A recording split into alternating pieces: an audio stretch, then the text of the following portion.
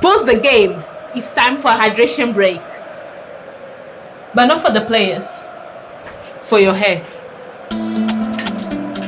Welcome to the World Cup Formula. This series is where I take ingredients inspired by different World Cup nations and turn them into hair care formulas, just to see what happens when they all come together in one product. This week, I'm making a hydrating hairspray, and every great formula starts with the same thing, the base. So I began with a herbal hair tea that forms part of the spray itself. First, we have flax seeds from Canada. You already know flaxseed is an amazing ingredient to make a hair gel. Then we have rosemary from Morocco, then lemon balm from Portugal, and finally eucalyptus leaf. Depending on the season, they could have been harvested from Portugal, Spain, or Morocco. So now all four are in. I let it sit for a few hours.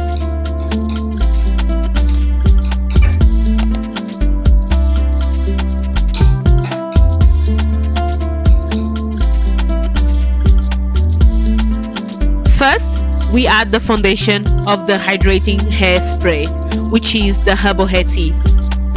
Then aloe vera went in. Aloe vera is one of the best hydrators for both hair and skin because it helps hold moisture without making the hair feel heavy or coated. Then it came coconut water. Coconut water is naturally rich in electrolytes, which makes it not just good for hydration but also known for helping the body stay hydrated and refreshed from within. Together, they create a lightweight hydration system that doesn't just sit on the surface. It absorbs and moves with the hair. And this is where I broke my own rule. Normally, I hydrate the gum with glycerin first, but this time I added directly into the water. And immediately I knew I messed up. Lumps start forming. So if you do decide to make this formula, don't forget to hydrate the gum with the glycerin and then add to the water phase to prevent lumps. The lumps were small at first, then spreading through the entire mixture like the system was breaking down in real time. This is the moment most formulas fail, but I didn't stop. Comment below what you think I did to save this formula.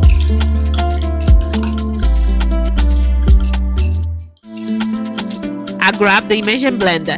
The lumps disappeared, the texture smoothed out, and suddenly the formula came back alive.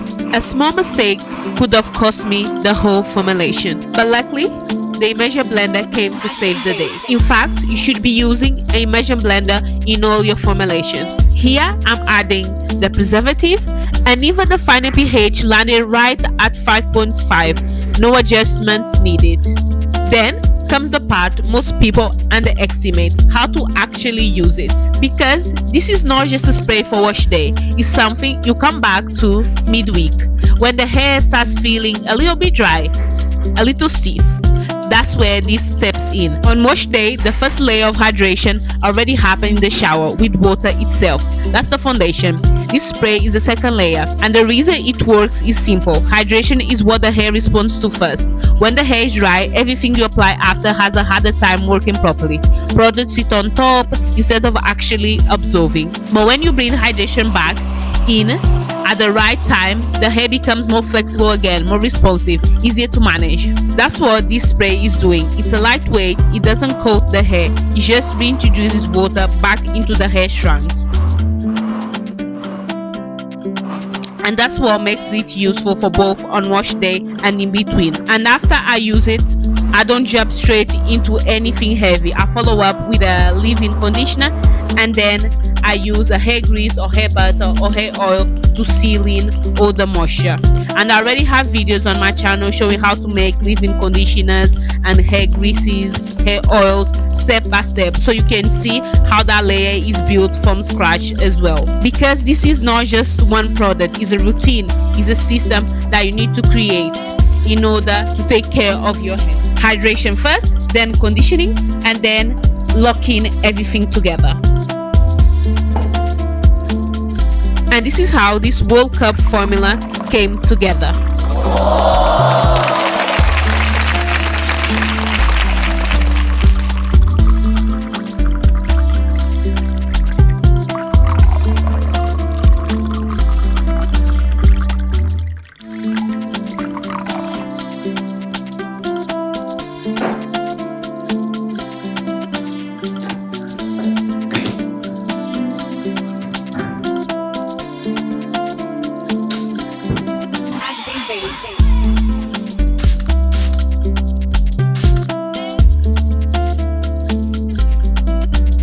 Thank you for watching this video, and don't forget to like, comment, and subscribe.